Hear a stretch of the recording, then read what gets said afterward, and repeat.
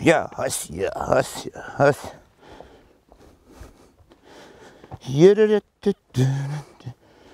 Joo. Morjes, se on Kouhia.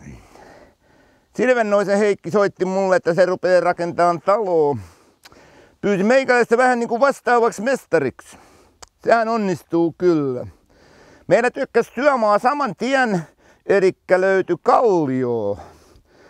Sekään ei ole ongelma.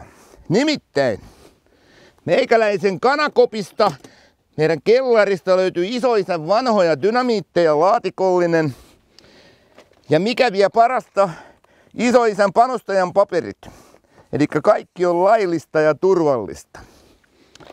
Tähän ei mitään muita ammattimiehiä tarvita kuin meikäläinen. Mä pistän lootan kiinni ja rupeen poraan Black & Deckerin iskuporakoneella tohon kallioon reikää.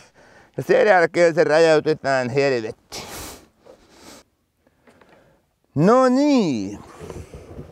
Pari viimeistä vielä ja sitten rupeaa olemaan latinkin valmis. Mä en ihan tarkkaan muista mihin mä oon näitä laittanut, mutta kyllä mä luulen, että ainakin näitä on tarpeeksi. Tässähän on yksi tärkeä pointti, että laitetaan turvamatto.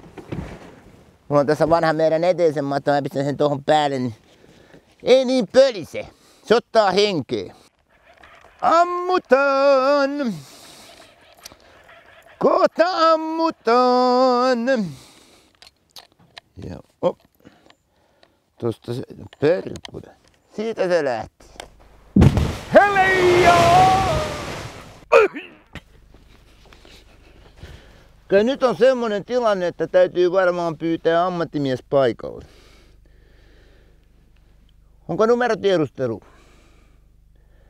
Voitko yhdistää räjäytystyö U&M Pitkänen?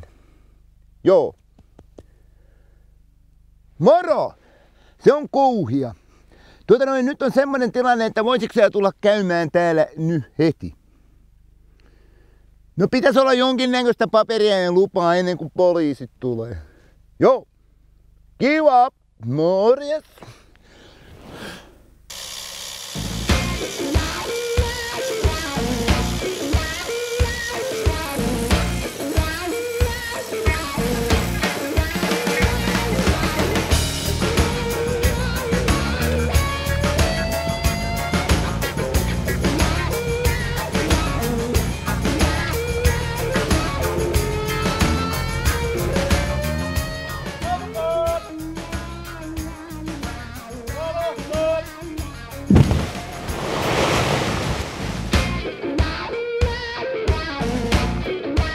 Tilaa paikalle ammattilainen.